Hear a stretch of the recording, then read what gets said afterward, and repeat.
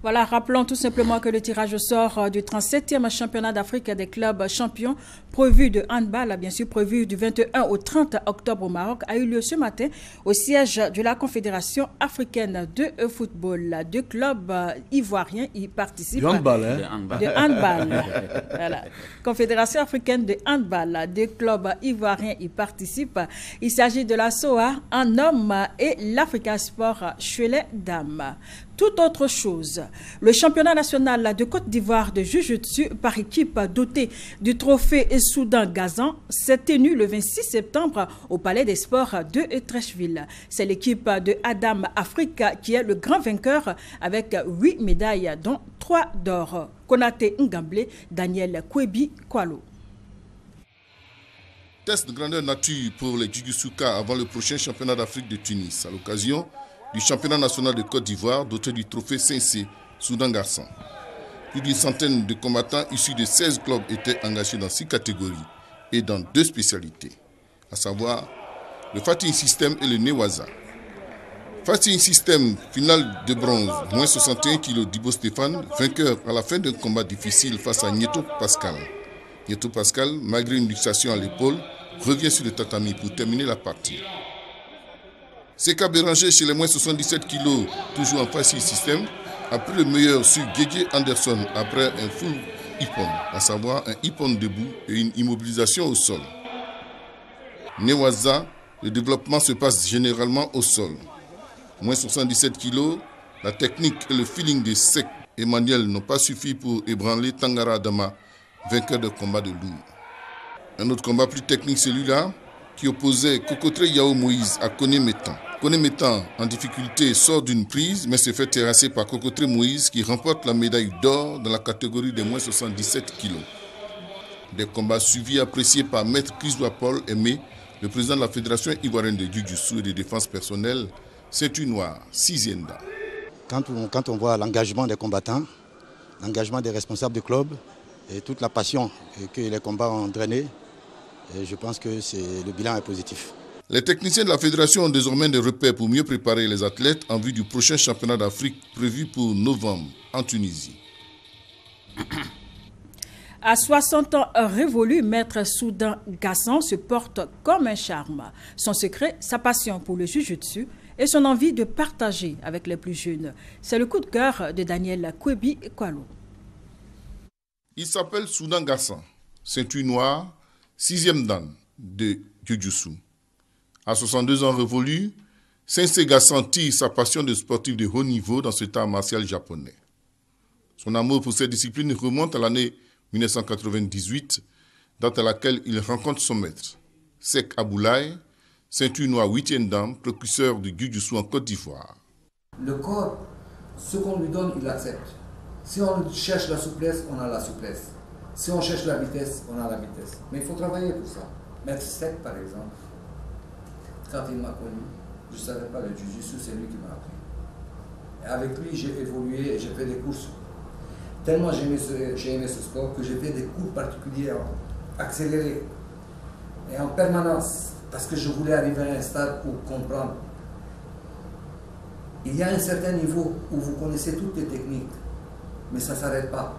Après le Aikido, Sensei Gassan a décidé de consacrer son temps à l'enseignement et au développement du Jiu-Jitsu. Au dojo national, à Koumassi industriel, c'est presque tous les soirs qu'il se met au service des jeunes avec qui il partage sa passion. Il dispense des techniques d'attaque et de défense, contrôle d'attaque, de liaison, debout, sol. Il explique, corrige et encourage les apprenants. Toujours pas très loin de lui, le grand maître, Sek Aboulaye, dont la présence est rassurante. Étant judoka, avec le jiu-jitsu, on ne fait qu'un seul pas. Et à l'époque, il n'y avait pas forcément l'option jiu-jitsu comme aujourd'hui. Avant, c'était le judo et le jiu-jitsu. C'est quand certains pays ont décidé de devenir indépendants carrément, ils ont choisi la discipline pour créer les fédérations. On a besoin d'aide toujours. Et l'aide n'est pas suffisante. Aujourd'hui, on a une seule personne qui fait quelque chose pour nous. C'est Maître Soudan Gassan qui est obligé de mettre toujours la main à la pâte pour nous donner un coup de main. Sa présence et son soutien auprès de la Fédération ivoirienne de Jiu-Jitsu de défense personnelle sont appréciés par le président de la Fédération, Christophe Paul Aimé. Il n'y a pas d'âge pour pratiquer le Jiu-Jitsu. Non, comme il n'y a pas d'âge pour pratiquer les arts martiaux, à n'importe quel âge vous pouvez pratiquer les arts martiaux. Et il est intéressant de voir qu'il y a une fédération de Jiu-Jitsu qui se met en place et qui est en train de pratiquement viser le championnat d'Afrique. Et il faut dire que c'est un art martial japonais, pour ceux qui ne connaissent pas le Jiu-Jitsu, c'est l'art de la souplesse. C'est un peu, pour ceux qui voient, on pense qu'il y a un peu de karaté, il y a un peu de judo et tout ça. C'est les écoles, comme on dit généralement au Japon, c'est les écoles d'Okinawa qui ont donné naissance à cet art martial-là. C'est comme on dit, c'est les écoles de Ryu. Par exemple, vous avez le Wado-ryu, le Shijo-ryu et tout ça. Donc c'est les écoles de Ryu qui ont donné naissance à cet art martial qui est basé uniquement sur la souplesse, l'art de la souplesse. C'est le Jiu et le Jutsu, c'est l'art de la souplesse. Et c'est basé sur 3 éléments fondamentaux. C'est les techniques de frappe, les techniques de projection et les techniques au sol. Là, tout à l'heure dans le reportage, vous avez entendu parler des Newaza, c'est-à-dire que c'est techniques au sol et tout ça. Donc, c'est basé uniquement sur ça. Utiliser la force de l'adversaire pour mieux le contrôler et l'envoyer au sol. Donc, c'est un peu ça. Et c'est heureux de voir que la Côte d'Ivoire est un pays d'arts martiaux, parce que vous avez le taekwondo, mais vous avez beaucoup d'autres. Et c'est là, c'est développé. On les appelle comment les Jujutsuka. Les Jujutsuka. On a le Vokotrien, le Nabudo. Moi, ce que j'aime bien, c'est le Kwaloklai. C'est né ici. C'est un martial ivoirien. En tout cas, c'est intéressant de retrouver toutes ces disciplines venues d'Asie, en Côte d'Ivoire. On retrouve les Ivoiriens qui de plus en plus s'adonnent au sport, chacun selon sa préférence. Et ça, c'est intéressant parce que la diversité également nous permet d'être présents pratiquement dans plusieurs compétitions. Là, on parle de championnat d'Afrique, on sera présent. Souhaitons que tous ceux qui y vont à ces compétitions nous ramènent également des médailles, parce que c'est cela le plus important. Vous l'avez remarqué certainement, nous avons un invité sur notre plateau. Il s'agit de M. Mbaye Touré. Bonsoir, vous êtes manager général et responsable de la cellule de recrutement de Oroya de Guinée. Bonsoir, Maringuessa. Merci et bonne arrivée sur notre plateau. Avec vous, bien sûr, nous allons parler de football, cela va de soi. Pour commencer, Brice, nous allons nous intéresser aux différentes prestations de nos Ivoiriens, de nos professionnels en Europe, bien sûr. Et nous allons commencer par Goibi Siriak, qui s'est bien distingué ce week-end. C'est le retour du Sphinx, je le dirais. Goibi Siriak, ces 10 dernières années, ça a été l'un des meilleurs joueurs de notre championnat. Il a explosé avec la SEC en moins d'1 an. Il a fait sensation, que ce soit au stade Félix Houphouët ou au stade Robert Champrou de Makori. Ensuite, il est allé du côté d'Anderlecht, où il a fait quand même une bonne petite saison. Et puis, il a été blessé, très souvent blessé. Donc, il a perdu un peu de son charme. Et cette année, Goibi Siriak, après le changement de club aujourd'hui, revient en forme. 6 buts inscrits. C'est le Goibi Siriak qu'on a connu lorsqu'il était à la SEC Mimosa. Je me rappelle qu'une fois on discutait avec le Goliador Ben Badi, il disait que longtemps après lui, il adore le jeu de Goibi Siriak, qui est quelqu'un qui peut prendre un ballon au milieu, éliminer techniquement, il est doué et il est très futé devant les défenseurs. Et aujourd'hui, il est en train de retrouver son allant. Et ça fait du bien, parce qu'on est en train de chercher des buteurs et des attaquants on dira pas de la trempe de Didier Drogba, mais des attaquants capables de nous faire gagner des matchs. Surtout qu'on a vu les 2 derniers matchs des éléphants, 0-0 à Libreville, 0-0 à Port-à-Coup. Donc ça sera bon de retrouver la forme de Goibi Siriak. Goibi Siriak Koulibaly qui se classe avec 6 buts dans le rang des meilleurs buteurs en Belgique. Oui, il faut dire qu'il est en tête du classement des buteurs à égalité avec un jeune Nigérien, je pense. Et là, il faut dire qu'il a marqué 6 buts en 9 journées. L'an dernier, il n'en avait marqué que 4 seulement dans tout le championnat. Ouais. Voilà, donc il a dépassé déjà le ratio. Mais il faut dire que l'an dernier, il avait été miné par beaucoup de blessures. Il n'avait pas eu une saison vraiment heureuse. Et Anderlecht ne lui a pas fait confiance. Donc il est parti à Ostende. Et cette année, il brille de mille feux. Nous allons nous attarder maintenant sur Sio, qui a sauvé Rennes, qu'on peut dire ça comme ça, parce qu'il a égalisé lors de la 7e journée, mercredi. Match comptant bien sûr pour la 7e journée. Et c'est pas la première fois qu'il sauve Rennes. Ça, c'était un bon choix, c'est un bon recrutement également pour l'équipe de Rennes, qui joue également aujourd'hui maintenant dans le haut du tableau, dans le championnat français. Et ce, grâce à Sio Giovanni, qui a laissé passer cette étape. On a connu cette étape du mondial où il a été vraiment affecté. Aujourd'hui, Sio Giovanni est de retour au niveau de son club. Il est en train de reprendre confiance, de la confiance de son entraîneur. Et c'est un Sio Giovanni qui s'épanouit, on le dira simplement, à Rennes. À lui seul, il permet à Rennes de pouvoir resté dans le haut du tableau. C'est vrai qu'il ne gagne pas face à 3, mais il a inscrit tout de même son but. Et ça, on est content de retrouver Sio Giovanni. Il est en pleine progression, ce qu'on dira pour Sio Giovanni. Monsieur Mbaye Touré, vous connaissez très bien le football ivoirien. Oui, tout à fait. Donc vous avez un mot à dire sur le CSKA Moscou ou Doumbia Seydou là-bas, scoré aussi ce week-end. Écoutez, Doumbia Seydou, c'est un excellent buteur. Je l'ai connu lorsqu'il était en Côte d'Ivoire et aujourd'hui il fait la fierté du football ivoirien. Et c'est un goléador d'ailleurs qui nous a fait très très mal puisque c'est lui qui a égalisé le but face au Style national de Guinée. De Michel Dussier à l'époque. De Michel Dussier à l'époque. Donc j'ai travaillé avec Michel Dussier lorsqu'il était aux affaires au niveau du Style national de Guinée. Et lorsque j'ai vu Doumbia Seydou rentrer, croyez-moi, j'ai eu très peur parce que je sais que lui n'a pas besoin de 2 occasions pour marquer un seul but. Avec vous, Koulibaly Seydou, nous allons parler de Serge Aurier. Oui, mais un mot quand même sur Doumbia. Il faut dire que l'an dernier, il a eu une saison mi-figue, mi-raisin avec l'AS Roma. En 13 matchs, il n'a marqué que 7 petits buts. C'était vraiment très peu pour le buteur, celui qui avait terminé meilleur buteur l'année précédente du championnat de Russie. Donc je pense qu'il a retrouvé là encore la flamme en retournant au CSKA Moscou. Et déjà 4 buts en 6 matchs, 3 passes décisives. Ça, il faut le souligner aussi. Je pense que c'est important. Généralement, on parle des buts. Et il a 3 buts en Ligue des Champions, ça c'est à souligner. Hein. Voilà, donc c'est vraiment le retour du buteur au premier plan. Et puis il y a Serge Aurier, je pense, qui s'est imposé comme un des pions essentiels aujourd'hui du dispositif tactique de Laurent Blanc au Paris Saint-Germain. C'est vrai, il a marqué, il ne marque pas souvent, mais il fait beaucoup marquer. Et quand on voit l'activisme dont il fait preuve sur le terrain, on se rend compte que certains sont allés chercher leur place ailleurs dans d'autres clubs. Elle a marqué un somptueux but pour le 4 du Paris Saint-Germain. Mais pour revenir à Serge Aurier, c'est quelqu'un qui a besoin de confiance. Aujourd'hui, il a la confiance de son entraîneur. C'est l'un des chauffeurs du vestiaire également du Paris Saint-Germain où tu as Cavani, tu as Ibrahimovic, tu as Di Maria. C'est pas facile de s'imposer face à ces gros stars, mais il ne se fait aucun complexe. Il est à l'aise cette année. Vraiment, il est en train de faire une bonne saison. Et voilà, le PSG qui sera face, bien sûr, au Shakhtar Donetsk ce mercredi en Ligue des Champions. On espère que là encore, Serge Aurier va se faire... Il sera pratiquement titulaire, c'est pratiquement sûr parce qu'il bénéficie vraiment de la confiance de Laurent Blanc. Il est en plein dans sa saison, Serge Aurier. Nous allons parler maintenant de Seri Jean-Michael. Oui, il faut dire que lui, il est arrivé pratiquement sur la pointe des pieds du Portugal et il a rejoint l'OCG Nice. Et bon, très peu de personnes le connaissaient en France, mais ils ont vite découvert que c'était un très bon milieu de terrain, un excellent milieu récupérateur surtout, et qui s'est mis quelquefois en relayeur. La dernière journée de championnat, il a marqué un excellent but. Il a déjà joué 8 matchs en tant que titulaire, 1 but, mais 2 passes. Mais ce n'est pas ce qu'on lui demande. On lui demande là, surtout d'être très activiste on voit le milieu but de terrain. Voilà. Série. Donc je pense que c'est un joueur qui revient vraiment à un meilleur niveau et dans un championnat beaucoup plus médiatique que le championnat du Portugal.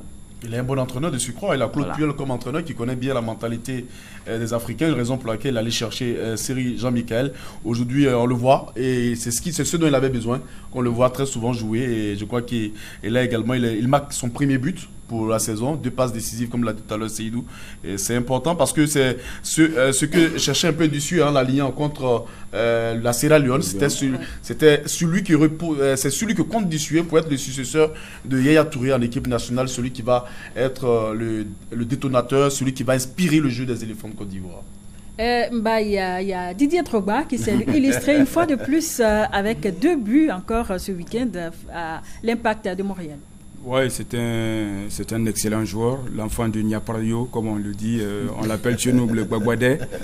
Et ça vous dire qu'il est très connu en Guinée, c'est un très bon joueur et il est loin d'être fini. Il est en train de prouver à suffisance qu'il a du beau reste. Et comme l'attestent d'ailleurs les 2 buts qu'il a marqués lors de cette journée du championnat, en tout cas c'est un excellent joueur. Ça m'a fait très mal qu'il ne soit pas de la consécration des éléphants de Côte d'Ivoire, mais qu'à cela ne tienne, il reste un grand leader et un grand monsieur que je respecte énormément. Merci. Didier Drogba, comparable, Didier Drogba, il a brillé sur le continent européen avec Marseille, avec Chelsea. Il a brillé en Asie lorsqu'il est parti du côté de la Chine, revenu en Turquie. Aujourd'hui, il brille de mille feux du côté des États-Unis dans le championnat nord-américain. C'est lui qui permet à l'Impact de Montréal de rester dans le top 6 qualificatif pour les playoffs. Alors que depuis qu'il est arrivé, l'équipe n'aligne que des victoires. 7 buts marqués en 5 matchs joués. On retrouve ce Didier. Comme quoi, c'est comme un peu du vin. Hein. Plus il vieillit, Plus il devient fort, il marque, il devient la sensation. 2-0, doublé de Didier Drogba. Il n'y a rien à dire, c'est fort. Et Koulibaly, nous allons terminer avec vous, avec Yaya Touré, qui malheureusement s'est blessé, est sorti sur blessure lors de la déconvenue de Manchester City face à Tottenham ce samedi. Oui, il faut dire que c'est des choses qui arrivent souvent en football. C'est dommage, on espère qu'il va être rétabli, mais ça sera vraiment regrettable. C'est sûr qu'on ne le verra pas cette semaine-là en Ligue des Champions avec City, qui a beaucoup besoin de lui. Et il faut dire aussi que City connaît une baisse des régimes cette saison, à ce début de saison. On voit que City n'a pas pratiquement retrouvé le football qu'il a pratiqué, qui lui a permis de se hisser au sommet du football anglais. Mais il faut dire que Mieri reste quand même toujours un grand joueur.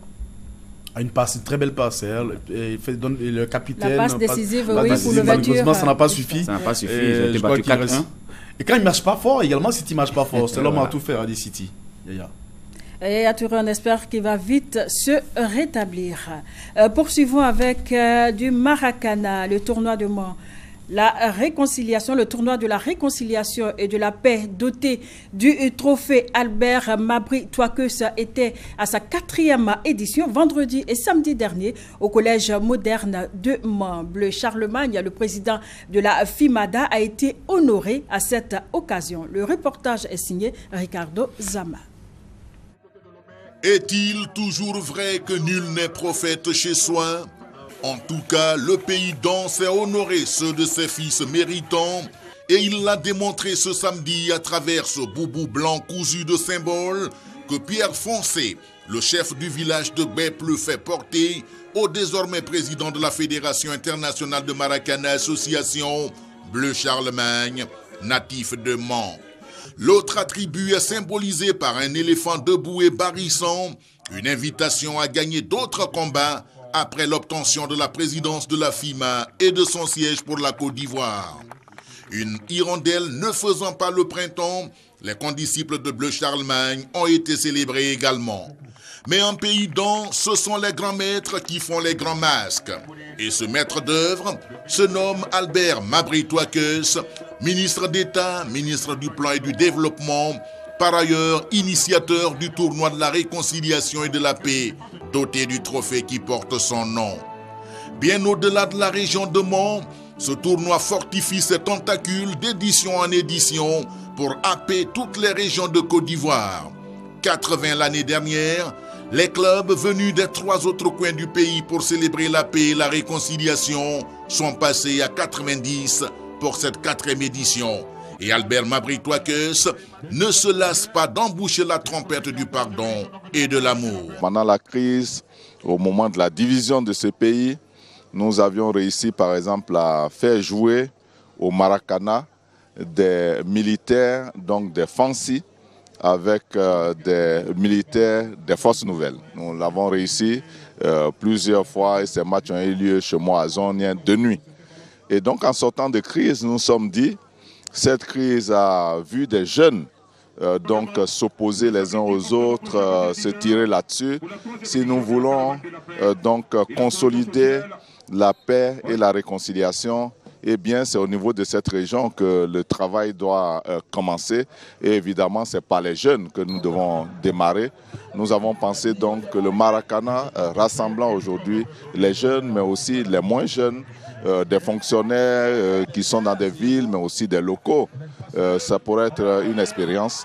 Et ce tournoi est venu donc suppléer une finale de la Coupe nationale qui devait avoir lieu à Mans, qui n'a pas eu lieu. Nous voulons ici dire aux jeunes que le rassemblement, la cohésion sera un instrument fort pour que nous puissions construire la paix qui est si chère au président de la République et à notre pays. C'est pour cela que ce tournoi chaque année est placé sous le haut patronage du président Alassane Ouattara.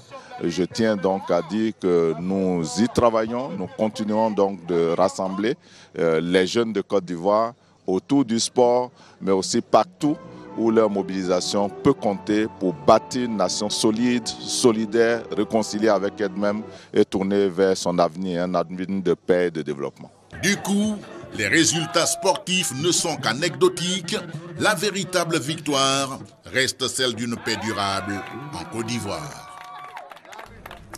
Mbaye Touré, vous êtes, je le rappelle, manager général, responsable de la cellule de recrutement de Oroya AC de Guinée. Oroya, je le précise, est champion de Guinée qualifié pour la Ligue des champions. Vous êtes ici à Abidjan en quête, bien sûr, de joueurs. Pourquoi la destination Côte d'Ivoire?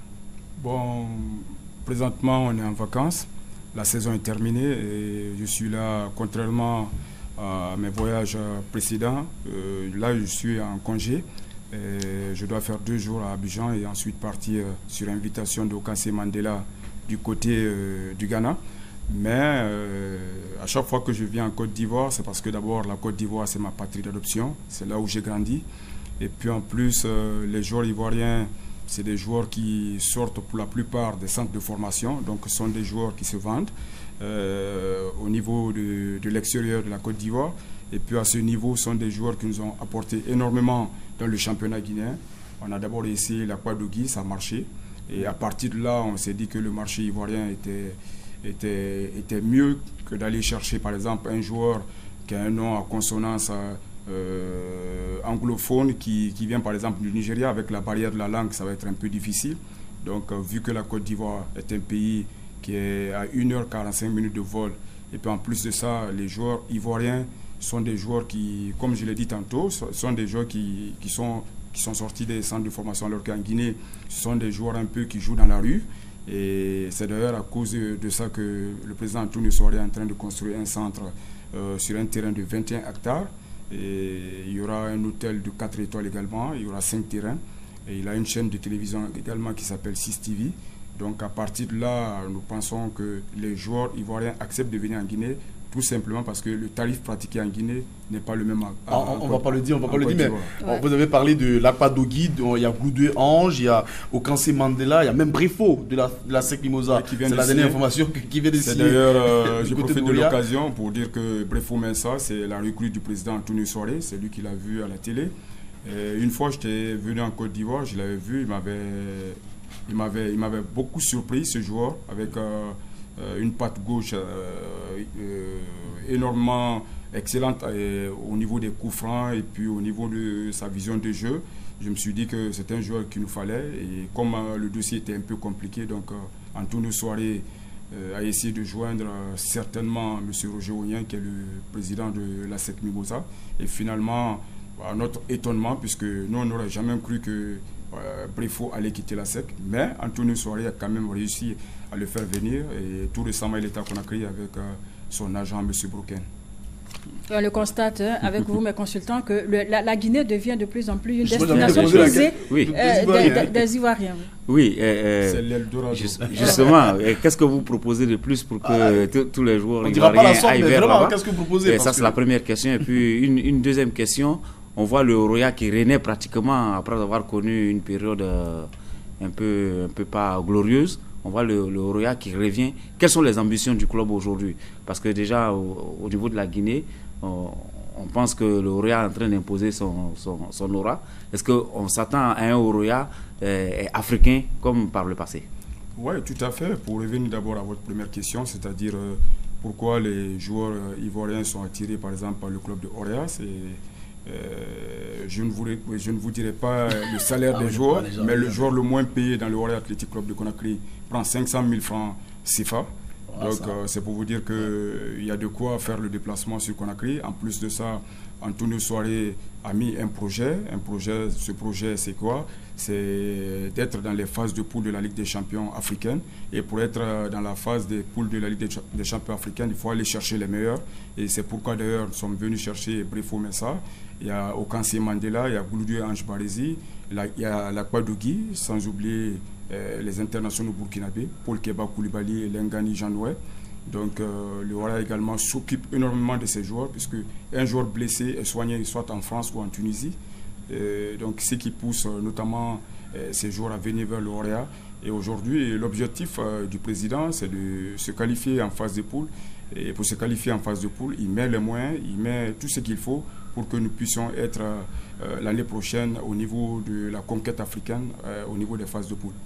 Brice, avec ces propositions, je dirais, alléchantes, est-ce que notre championnat ne va pas se vider quelque peu? Justement, c'est ce qu'il va falloir maintenant mettre la pression un peu sur les dirigeants du club, ainsi que les responsables, on dira, de la fédération pour qu'on mette les moyens, parce que là, comme il a dit, ça devient un petit Eldorado pour nos footballeurs. Et pour revenir dessus, j'ai eu à entendre également que la rivalité au Roya, AS Kaloum est de retour, vous arrivez à faire les 35 000, 40 000 places. Oui, tout à fait. Là-bas, pour seulement l'entraînement du Orea, il y a au moins 5 à 6 000 spectateurs qui prennent d'assaut le stade du 28 septembre quand le Orea s'entraîne. Et l'AS Kaloum également, c'est un club de la presqu'île du Kaloum qui s'entraîne au stade de la Mission et qui draine également du monde. Lorsqu'il y a des rencontres AS Kaloum Orea, ça draine plus de foule que les rencontres du Stade national de Guinée. Il y a au moins 35 à 40 000 spectateurs qui prennent d'assaut le stade du 28 septembre. On est obligé d'ouvrir les portes à 8 h du matin. Et cela parce qu'aujourd'hui, un homme est arrivé, en la personne d'Antonio Soare, qui a poussé les autres clubs à s'investir, à amener également des étrangers, puisque au niveau de l'AS Kaloum, il y a également Zirion Badi Jean-Daniel, qui était milieu de terrain de l'Africa Sport National. Il y a Ben Ban Adama, qui était l'ancien capitaine de l'Africa Sport également, qui joue au niveau de ce club de l'AS Kaloum. Il y a un autre, le Afia Football Club de Conakry, qui dans les années 70 était une grande équipe sur le continent africain et qui aujourd'hui a un monsieur aussi, KPC, Kerfala Kamara KPC. D'ailleurs, c'est Antonio Soare qui l'a encouragé à prendre ce club. Et c'est de bonne guerre, en tout cas, lorsque les deux clubs se rencontrent. Il y a de l'électricité dans l'air. Et tout récemment, d'ailleurs, nous avons été battus en Coupe nationale face à la formation de la presqu'île du Kaloum, qui a remporté la Coupe de la CAF et qui va certainement rencontrer peut-être un club ivoirien. Et pourquoi pas le Roya. On souhaiterait tomber sur le FC Tanda de la Côte d'Ivoire. Oh, merci Mbaye Touré. Nous allons poursuivre en image avec la délégation départementale du PDC RDA de Bongouanou qui a initié un tournoi dit de la fraternité doté du trophée Henri Konan Bédié dans les sous-préfectures d'Andé et de Nguessankro. Et puis à Gouméré, il y a eu la finale du tournoi de la cohésion sociale à Boudi. Les commentaires de Aude Alébé et Sébastien Ouagnier. La finale du tournoi de la fraternité dotée du trophée Henri Konan Bédié a opposé Andé en blanc et Aféry 2. Malgré les initiatives des attaquants des deux équipes durant les 45 premières minutes, la mi-temps est intervenue sur un score vierge. Au retour des vestiaires, c'est l'équipe d'Andé qui multiplie les attaques et à la 33e minute, Andé obtient un coup franc qui est transformé par Étienne Guy. Les populations d'Andé sont libérées et jubilent de joie. Aféry 2 n'arrivera pas à égaliser jusqu'au coup de sifflet final. L'équipe d'Andé remporte ainsi le trophée de la première édition du tournoi de la fraternité. Plusieurs récompenses ont été distribuées aux 4 équipes qui ont atteint l'étape de la demi-finale. Ce tournoi était l'occasion de rendre hommage au président Henri Konan Bédié pour ses actions en faveur de la paix. Le directeur de cabinet du Premier ministre Awa Ndoli Théophile, président du tournoi, a salué les jeunes pour leur esprit fair play. La finale du tournoi de la cohésion sociale à Boudi, dotée du trophée Dongo Kofi Manzan, a opposé l'équipe B, l'équipe de la paix en jaune-vert, à l'équipe F, l'équipe de la fraternité. Des équipes issues des joueurs des 10 villages qui ont pris part au tournoi. Une finale remportée par l'équipe de la paix en jaune-vert au tir au but. 2 pour la paix, 1 pour fraternité. Le parrain Dongo Kofi Manzan a récompensé le vainqueur du tournoi, l'équipe de la paix. Un match de gala de football féminin et la finale du tournoi de la municipalité ont marqué la fin des activités de vacances à Adiaké. Et puis à Noé, la finale du tournoi Dr Aoui a connu un vrai succès. Tout cela nous est dit par Sébastien Ouagna.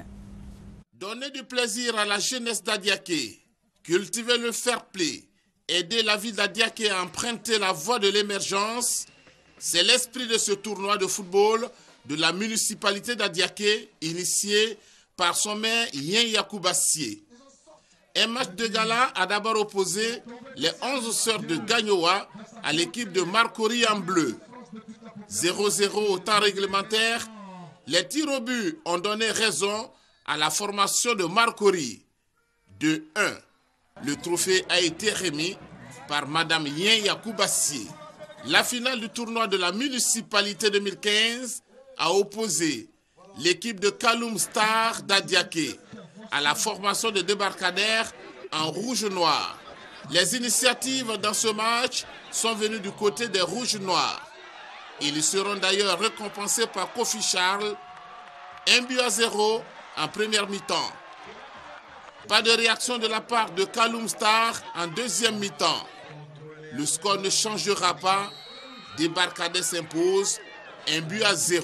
Je voudrais à la fin de ce match-là féliciter tous les acteurs, non seulement les équipes qui ont participé, les joueurs, mais les organisateurs et toute la municipalité qui s'est associée pleinement à ce que ces vacances soient vraiment belles pour nos enfants. Débarcadère enlève ainsi le trophée de la municipalité d'Adiaké, deuxième édition. Le tournoi de la fraternité doté du trophée Aoui Awanzi a connu son apothéose le week-end dernier à Noé. Cette finale a opposé le Mini FC au FC Colombie en maillot jaune. Après plusieurs offensives et d'occasions ratées, c'est Mini FC qui ouvre le score avant la fin de la première mi-temps. À la deuxième mi-temps, l'équipe du FC Colombie réduit le score. C'est à 1 minute du coup de sifflet que l'équipe de Mini FC remporte cette finale 2-1. Le parrain de cette cérémonie, Dr Aoui Awanzi, a affirmé que cette victoire revient à la jeunesse de Noé. Il a exhorté cette jeunesse à se remettre ensemble pour le développement de cette localité. Depuis 1960, la SICOGI s'est donné pour mission d'offrir le meilleur à ses populations à travers la construction de logements adaptés au cadre de vie des Ivoiriens. Aujourd'hui encore, avec sa nouvelle vision et au travers du programme présidentiel, la SICOGI continue de produire des maisons en adéquation avec des commodités et des prix étudiés pour faciliter le quotidien de sa clientèle. Douée d'une expertise et d'une expérience dans le domaine de la construction, la SICOGI s'inscrit totalement dans l'émergence de la Côte d'Ivoire et ambitionne de demeurer une entreprise immobilière de grande envergure, construisant des bâtiments avant-gardistes pour le bien-être de ses populations. SICOGI, nous savons faire des maisons. Brice, revenons à notre sujet en ce qui concerne la migration, bien sûr, de nos joueurs actuellement. Qu'est-ce qui explique le fait que par le passé, la Côte d'Ivoire, qui était la meilleure destination, ne l'est plus je crois qu'il y a eu, il y a évidemment au niveau, il expliquait tout à l'heure, Mbaye Touré, aujourd'hui au niveau de la Guinée-Conakry, il y a véritablement des mécènes qui mettent les moyens dans le football. Il parlait d'Antonio Suarez. Ils sont nombreux, ces mécènes-là. Chez nous, en Côte d'Ivoire, on est resté un peu dans la logique du soutien de la fédération. Vous savez, un peu, on arrête la subvention, on revient sur le championnat et on ne met pas assez de moyens pour permettre à ces joueurs-là de rester longtemps ici. C'est pas le fait que nos joueurs ne veulent pas rester en Côte d'Ivoire. Lorsque j'échange très souvent avec quelques-uns qui vont en Guinée ou au Gabon, parce qu'avant il y avait aussi le Gabon, ils te le disent tranquillement, hein, on préfère aller là-bas, avoir un peu plus qu'en Côte d'Ivoire et revenir un peu, peut-être aider les parents ici. Si on arrive à mettre des moyens encore additionnels au niveau des clubs, les présidents arrivent à trouver des sponsors, comme on le fait, si l'État apporte son aide qu'il faut apporter, je crois qu'on pourra un peu stopper cela. Ça fait du bien au football guinéen aujourd'hui, où on a un peu des chocs entre l'AS Kaloum, entre Oroya de Guinée et les autres formations également qui ne sont pas loin du niveau. Mais il faut qu'en Côte d'Ivoire également on songe à pouvoir mettre un peu plus de moyens pour aider nos clubs à pouvoir maintenir longtemps ici nos joueurs. Oui, il faut dire que par le passé c'était l'Afrique du Nord, c'est-à-dire le Maroc, la Tunisie qui payaient assez bien. Mais on sait depuis la crise politique, sociopolitique qu'il y a eu dans ces pays, les destinations ont changé. Et maintenant, c'est des clubs où il y a des mécènes. Si vous prenez par exemple en République démocratique du Congo, le TP Mazembe avec Katumbi, et vous allez en Guinée avec les trois mécènes qui ont pris pratiquement les trois clubs titulaires de ces pays-là, c'est-à-dire le Oroya, le Afia et l'AS Kaloum. Donc c'est tout à fait logique, c'est un problème financier. Et aujourd'hui, le championnat de Côte d'Ivoire, quand vous regardez un peu les équipes, beaucoup d'équipes sont sinistrées financièrement. Il ne faut pas se voiler la face. Quand vous prenez que ce soit la SEC, que ce soit l'Africa, qui ont été pendant longtemps les locomotives, vous voyez que des équipes comme Tanda viennent dépasser la SEC et l'Africa. C'est parce qu'à Tanda aujourd'hui, je pense que Tanda paye mieux que ces clubs-là. Donc c'est un problème financier. Et il faut le Sporting, essaie de faire des paliers un peu, tout ça, voilà. Donc tant que ce problème-là ne sera pas résolu, les jeunes talents ivoiriens iront toujours soit en Guinée, soit en République démocratique du Congo, soit en Afrique du Nord. J'ai une question pour notre invité Mbaye Touré. Comment ça, qu'est-ce qu'est l'apport au niveau de l'État? Parce que c'est vrai, vous parlez de mécènes, mais également certainement, il y a ce soutien-là qui permet à ces clubs-là de se stabiliser financièrement. Ben, je vous dis très franchement que un club par exemple comme le Orea, où dont je suis le responsable de la cellule de recrutement, tout est financé par le président Antonio Soare. C'est comme l'AS Kaloum, c'est Bouba Sampil qui met la main à la poche. Et puis il y a également KPC, Kelfala Camara. Bon, le AFIA ne sort pas souvent ces derniers temps en Coupe africaine, mais en ce qui concerne l'AS Kaloum ou le Orea, par exemple, quand le Orea se déplace, c'est le président Antonio Soare qui préfinance, même les billets d'avion et les hôtels. Et souvent, nous voyageons à 70 personnes. Donc, c'est pour vous dire que souvent, il fait voyager même l'effectif, tout l'effectif qui voyage. Par exemple, lorsque nous avons été contre le Raja de Casablanca, que nous avons éliminé il y a 2 ans en Ligue des champions africaine, on s'était déplacé avec 70 personnes. Et finalement, le Raja devait compenser les dépenses du Orea puisqu'ils étaient venus à 45. Et lorsqu'ils ont été éliminés, on n'a plus revu un dirigeant du Raja de Casablanca. Il a fallu encore le président Antonio Soare pour encore payer tout ce qui était comme dépenses. Bon, à ce moment, c'est qu'ils n'ont pas de rentrée d'argent au niveau des sponsors. On n'a pas de sponsors, mais dans les années à venir, ça va venir, puisque au jour d'aujourd'hui, l'objectif de ces mécènes, c'est d'avoir la ligue professionnelle afin que ces clubs soient plus professionnels, puisque aujourd'hui, quand vous arrivez en Guinée, le fossé est tellement grand entre ces 3 clubs et les autres clubs. Et donc, à ce niveau, je pense que la ligue professionnelle sera la bienvenue en Guinée. Est-ce que vous ne craignez pas l'essoufflement? On va revenir. La causerie est très intéressante. On va partir en image avec la finale de la 4e édition du tournoi de la fraternité qui nous conduit à Dabou pour suivre la Coupe Meki Hyacinthe avant d'aller à Abrako pour la finale d'Aké Aké. Fin du tournoi de football Abrako 2015, doté du trophée Dacha Ake Gabriel, avec la finale qui a opposé l'équipe de quartier Koto à celle de Siké. 27 minutes ont suffi à l'équipe de Siké pour prendre le pouls de son adversaire avec ce but. 1-0, le score ne changera pas jusqu'au coup de sifflet final. Les 4 meilleures équipes ont été récompensées. Une coupe, un jeu de maillot, un ballon et des enveloppes ont été le lot des participants. La 4e édition du tournoi de la fraternité doté du trophée Mechmel Hyacinthe a été remportée pour la 2e fois consécutive par le FC Cosmos qui a surclassé la sympathique formation de Dioula Bougou. 2 buts ont suffi au bonheur des joueurs de Rhodes devant un nombreux public. Le premier but arrive sur pénalty à la 5e minute et un deuxième à la 60e minute. Score final, 2-0 pour FC Cosmos qui remporte le trophée pour la 2e fois. Le parrain, Dr Mechmel Hyacinthe, estime que l'objectif de consolider la fraternité entre les jeunes des différents quartiers de Dabou à travers le sport a été atteint vu l'engouement de ce tournoi qui a débuté le 26 juillet avec 32 formations. À Touba, c'est la finale de la Coupe Dominique Ouattara qui retient notre attention. Et puis nous ferons un tour également à Soubré pour la Coupe de la Fraternité. C'est au stade du groupe scolaire de Touba que s'est jouée la finale du tournoi de football de la Fondation Children of Africa entre l'équipe de Démissin et celle de Dougouba 2. Malgré les offensives de part et d'autre, l'équipe de Dougouba 2, plus réaliste, inscrit l'unique but de la rencontre à la grande joie des spectateurs. 1-0, victoire de Dougouba 2 qui enlève le trophée Dominique Ouattara à Touba. Nous rendons hommage à Mme Dominique Ouattara et évidemment à son excellence, M. le Président de la République, M. Alassane Ouattara. 10 jours ont suffi pour rassembler toute la jeunesse de la région de Touba par le sport pour des vacances saines. La première édition du tournoi des jeunes républicains doté du trophée Ibrahima Kourouma, directeur départemental adjoint du RDA, a connu son apothéose au stade Béguine de Soubré, en présence des autorités politiques et coutumières de la région. La finale a opposé la formation du FC Garagiste en rouge à l'équipe du FC Château. 0-0 au thème du temps réglementaire, et c'est à l'épreuve des tirs au but que FC Garagiste prend le meilleur sur son adversaire 1-0. Ce tournoi visait à occuper sainement les jeunes de la région, mais aussi à renforcer la cohésion sociale entre les populations. Vous, Seydou, vous avez une préoccupation.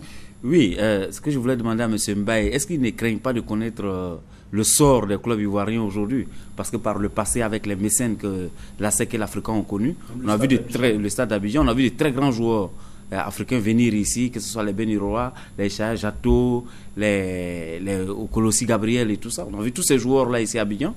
Et puis aujourd'hui, ces clubs-là, parce qu'ils n'ont pas été soutenus, parce qu'il n'y a pas eu une politique de suivi au niveau des États, de l'État, on a vu que ces clubs-là aujourd'hui sont essoufflés et c'est l'effet inverse. Est-ce qu'au niveau du Oroya, vous ne craignez pas un peu cet effet, ces retours du bâton? Oui, tout à fait. C'est d'ailleurs à cause de ça que les réunions se multiplient entre les présidents de clubs, puisqu'ils veulent que les sociétés s'investissent au niveau des clubs pour qu'ils puissent sponsoriser les différents clubs de la place, afin qu'il n'y ait pas un essoufflement, comme vous l'avez dit tantôt, parce que à force de continuer comme ça peut arriver un jour où ce sera extrêmement difficile pour les clubs de subvenir aux besoins des différents clubs qui iront sur le continent africain pour jouer les coupes africaines. Donc à ce niveau, c'est le souci d'ailleurs de M. Antonio Soare et de Bouba Dina Sampil, qui est le président de l'AS Kaloum, et de Kerfala Kamara KPC, qui invitent les sociétés, qui sont en train de pousser les sociétés.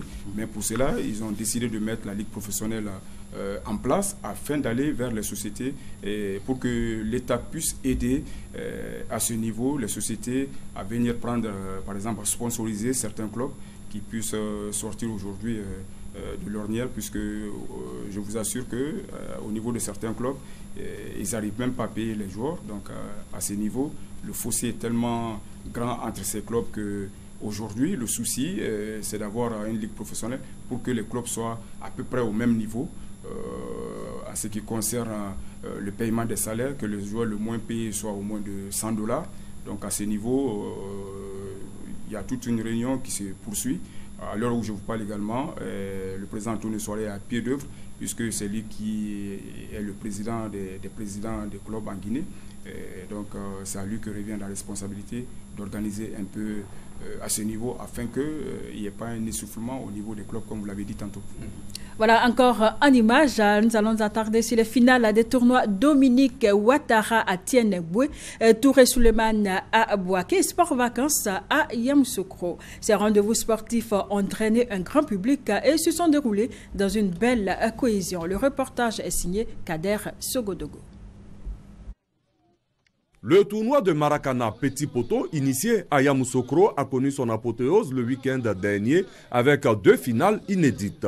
La première a opposé Amovi FC de Assabou à la famille Sapero de Djoulakro. Après un nul blanc, c'est au tir au but que le FC Amoudi, en maillot jaune, remporte le trophée. 3-2. La deuxième finale a opposé le FC Kamora en blanc au FC Zodo en jaune. C'est également au tir au but que le FC Kamora s'impose, 1-0. La marraine des journées sportives de Yamoussoukro, Dame Kwame Afoué Monique, cadre de la localité, a à l'issue du tournoi invité la jeunesse à faire de la paix et de la cohésion son quotidien. Fin du tournoi Dominique Ouattara pour la cohésion sociale en vue d'élections apaisées à Tienemboué. Ce samedi, l'équipe de Mondougou en noir a remporté la coupe Dominique Ouattara en battant son adversaire de Gianti Bobonosso en bleu par le score de 4-0. Cette finale s'est disputée sans heurts ni violence, à la satisfaction du maire de Tienemboué et de son invité spécial, le président de la fondation Adiana Bintou Sissé, Amadou Kamagaté et Nabi Touré, souhaitent la pérennisation du tournoi Dominique Ouattara. Aux jeunes, ils demandent que les vertus d'acceptation mutuelle dont ils viennent de faire preuve les habitent pour une paix durable. Match de gala de la 19e promotion du département de philosophie de l'université Alassane Ouattara. Les enseignants de ce département en jaune étaient face à leurs étudiants. Sur le terrain, les choses se sont passées comme dans les amphis. Les enseignants sont restés maîtres avec 4 buts contre 2 pour les apprentis philosophes. La remise du trophée baptisé Touré Suleiman a été une occasion pour le parrain de féliciter la 19e promotion du département de philosophie de l'université Alassane Ouattara. Le parrain a promis son entier soutien à la 20e promotion en 2016. Une information concernant le tournoi de football de l'Agnébi, qualifié pour les demi-finales Aboudé, Mandeke et Signon le mardi 29 septembre Demain, Grand Morier sera face à Petit Yapo Renaissance et puis Lovigué 2 sera face à Séchi 2. Le jeudi 1er octobre 2015, les demi-finales. Dimanche 4 octobre, la finale. Brice, vous avez une préoccupation? Une préoccupation, parce que là, on parlait tout à l'heure de la migration des Ivoiriens vers, on dira, vers la Guinée-Conakry désormais, après le Gabon. Est-ce qu'aujourd'hui, vous ne craignez pas également ce phénomène-là? Parce que le fait d'avoir plusieurs étrangers, vous avez parlé du Burkina Faso avec Paul Koulibaly, vous avez parlé également du gardien titulaire d'ailleurs du Sénégal qui se trouve avec vous du côté de Ourouya. Est-ce que vous ne craignez pas à ce niveau-là d'avoir un peu de soucis au niveau même de la sélection nationale? On profite également pour voir des nouvelles du Sili national de Guinée, une autre équipe des éléphants. Écoutez, en ce qui concerne, il y a 6 joueurs qui doivent être alignés par équipe en championnat, 6 joueurs étrangers. Okay. Donc à ce niveau, nous avons une dizaine d'étrangers, puisque il faut avoir le courage de le dire. Pour aller au niveau titiller les grands clubs africains, il faut avoir des joueurs expérimentés. Ces joueurs expérimentés, nous les payons, nous les faisons venir, par exemple de la Côte d'Ivoire, parce que nous savons que ce sont des très très bons joueurs. Quoique au niveau des équipes, des clubs en Côte d'Ivoire, le salaire n'est pas tel qu'il est. Mais en Guinée, en les faisant venir également, on ne fait pas venir n'importe qui, on fait venir les meilleurs afin d'être plus performants sur le continent. Donc à ce niveau, nous avons un peu peur puisque on aligne parfois, il nous arrive parfois d'aligner que 4 joueurs guinéens. Et vu que le Warrior a des internationaux, parfois ça nous pénalise. Mais nous avons notre entraîneur, c'est d'ailleurs l'entraîneur de l'équipe nationale locale, M. Kamfo Lapé Bangoura, qui est également l'entraîneur du Warrior Athletic de Conakry. Il essaie de faire en sorte que certains joueurs guinéens soient alignés au niveau du championnat guinéen, puisque le sélectionneur d'ailleurs, Fernandez, qui n'est jamais à Conakry, il a un représentant, donc ce représentant suit les joueurs guinéens.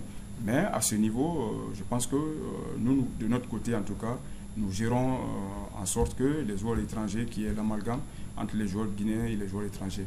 En ce qui concerne le Sili national de Guinée, disons que en ce qui me concerne personnellement, je regrette le départ de Michel Dussier.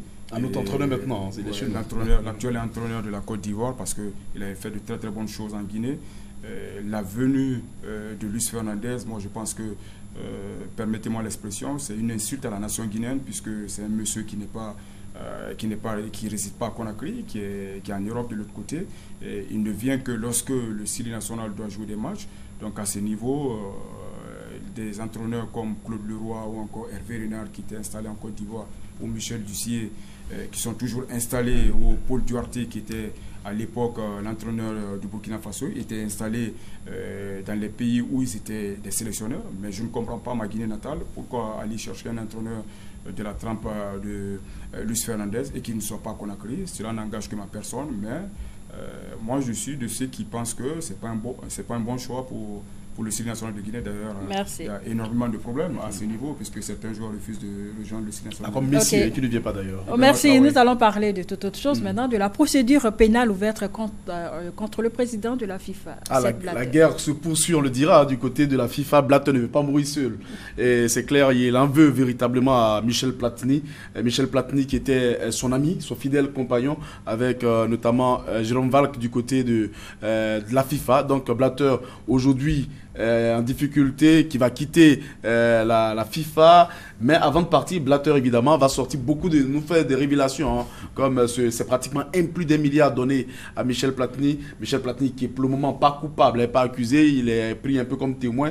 Il a décidé d'aller se présenter face à la commission juridique de la FIFA. On verra ce que ça va donner, mais je crois que c'est mal parti pour Michel Platini qui est candidat à la Fédération internationale de football association. Avec ce scandale-là, ça va véritablement peser lourd dans les prochaines élections et ça, c'est pas du tout intéressant pour le Français. Koulibaly, ça pourrait compromettre sa candidature? Oui, si c'est avéré que cette somme qui a été sortie n'a pas été sortie dans les bons termes. Mais selon la défense de Platini déjà, entre 1998 et 2002, il a travaillé pour la FIFA et il pense que ce sont ses honoraires, mais il ne les a réclamés qu'en 2011. Donc il y a déjà un problème. Pourquoi attendre jusqu'en 2011 pour réclamer de l'argent qu'on vous devait depuis 1998, entre 1998 et 2002. Il y a eu pratiquement une dizaine d'années qui se sont écoulées. C'est vrai que sur cet argent perçu, les 2 millions d'euros, il a payé le fisc et tout ça.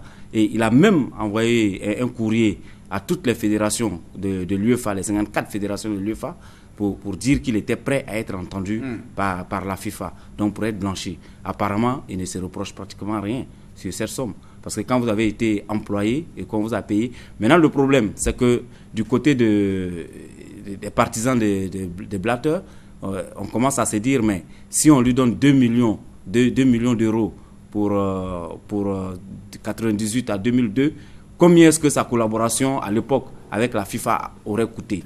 Est-ce qu'on pourrait sortir autant de sommes pour la collaboration d'un seul individu? Donc il y a une question qui se pose là. Et je pense que c'est de bonnes guerres entre les deux. Parce que entre Platini et Blatter, tout le monde sait. La guerre est déclarée. Voilà, la guerre est terriblement déclarée. Et ce qui est intéressant, il n'y a pas d'Africain. Chacun essaie de donner des coups. Voilà. Et ça, il y a tout. Si Blatter est connu coupable, et le président de la FIFA jusqu'aux prochaines élections. Ça, c'est bien pour l'Afrique. Nous allons terminer en images avec de belles images que nous propose Olivier Moussa.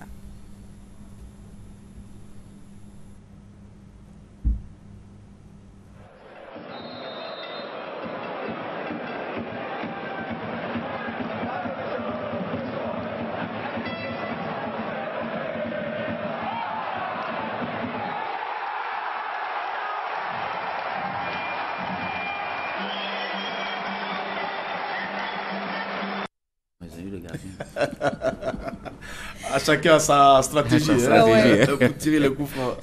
C'était malicieux quand même. Voilà. C'est bien fait. Qu'est-ce qu'on peut retenir, M. Touré-Mbaye? Je vous remercie pour l'opportunité que vous m'avez offerte en m'invitant sur le plateau de la RTI. Et je profite de l'occasion pour vous remettre le maillot du Roya au nom du président Antonio Soré, une casquette pour... Ah, numéro 23, Anne-Marie. Numéro 23 Merci de Roya. au président. Et la casquette de Roya. Voilà. HSC, si c'était en bleu, on aurait dit que c'était le Havre Athletic Club. Ah ouais. Tout à fait. Tout à fait. Le maillot porté par des Ivoiriens, Lakpadogui, Goudoué, Okansé et Brefo, désormais. Oui, rapidement, on va parler, on va dire un mot sur la Coupe du Monde de rugby qui se déroule actuellement. Ah oui, la Coupe du Monde de rugby avec notamment l'Afrique du Sud qui s'est réveillée. L'Afrique du Sud qui a été battue par le Japon, la première victoire du Japon après 1991, parce que le Japon en 91 avait battu le Zimbabwe. Et là-bas, l'Afrique du Sud, double championne du monde, c'était mal pour les Springboks, les Antilopes Okon Koubé, qui est l'emblème de cette équipe de l'Afrique du Sud, mais qui sont réveillés 46-6 face aux îles Samoa. C'est vrai que ça ne sera pas facile pour l'Afrique du Sud, mais je crois qu'ils ont quand même, avec André Poula et le talonneur Peterson, ils peuvent aller chercher un autre résultat pour se qualifier pour le prochain tour. Au prochain tour, ça ne sera pas facile parce qu'ils retrouveront des pays comme l'Angleterre, le pays des Galles ou l'Australie. Et ça, c'est une autre paire de manches, mais je crois qu'ils ont pris conscience après la défaite face au Japon. Le Japon qui la rentre, qui crée l'événement dans cette Coupe du Monde en battant les Springboks. Et la Namibie non plus, qui n'a pas bien commencé cette Coupe du Monde. Ouais, il faut dire la Namibie battue par la Nouvelle-Zélande 58-14. Ouais. Je pense que l'Afrique a le temps de mesurer, mis à part l'Afrique du Sud bien sûr, de mesurer le fossé qu'il y a entre le rugby du haut niveau et puis le rugby africain. Et puis ce qu'il faut signaler, c'est la victoire du pays des Galles sur l'Angleterre. Ouais. Cette victoire surprise de 28-25. Et je pense qu'il a fait très mal aux 15 de la Rose. Et puis il y a l'Argentine qui a littéralement écrasé la Géorgie, qui est un nouveau pays et un nouveau venu sur la scène du rugby mondial, à 54-9. Je pense que c'est énorme. Voilà, et demain mardi, la Namibie sera face à Tonga. Alors c'est clair, et là il faut chercher à avoir une victoire. Les Tonga, on se rappelle, pour la Côte d'Ivoire, la seule fois où on a disputé la Coupe du Monde, c'est la fameuse histoire de Mars Brito, c'était contre cette équipe, Tonga, cette sélection de Tonga. Je crois que la Namibie est en quête de sa première victoire. C'est l'une des équipes fortes sur le continent, mais comme l'a dit tout à l'heure Seydou, au niveau mondial, c'est une autre paire de manches. Mais le Tonga, comme la Namibie, c'est des équipes qui sont pratiquement sensiblement du même niveau. Il faut chercher à aller gagner, avoir une première victoire. On sait que le grand représentant africain, c'est l'Afrique du Sud, mais participer 2, 3, 4, 5 fois à la Coupe du Monde sans gagner, c'est pas du tout intéressant. On soutient bien sûr les Namibiens. On a un petit regret bien sûr pour la Côte d'Ivoire qui ne participe pas à quand le retour de la Côte d'Ivoire dans l'élite du rugby. Ouais, il faut espérer que la Côte d'Ivoire retrouve un peu cette ferveur de 95 lorsque nous avons participé à cette Coupe du Monde en Afrique du Sud d'ailleurs, qui avait été remportée par les Springboks. Il faut espérer ce retour au premier plan du rugby ivoirien. Et il faut dire qu'avec la crise qu'il y a eu, beaucoup de sports au niveau national se sont mis pratiquement en léthargie et le rugby fait partie de ces sports-là. Voilà, merci à vous. Merci Anne-Marie, merci à Cédou. Merci également. Merci. Bravo champion. Hein. Merci pour l'opportunité, une fois de plus, que vous m'avez offert en m'invitant sur votre plateau. Merci en tout cas. Bon vent à Auréa AC et surtout à votre président. Et si vous croisez tant d'attendre, on va vous éliminer. Je profite. On espère en tout cas. On le souhaite même, Je profite de l'occasion pour faire un petit coucou à tous les Guinéens qui ont suivi cette émission de par le monde et en plus un petit coucou à ma famille et à ma mère à Conakry. Voilà, merci à vous, chers téléspectateurs. Merci bien sûr à la réalisation et à tous les techniciens qui ont travaillé sur cette émission. Bonne soirée chez vous. La RTI et la CICOG vous ont présenté Lundi Sport.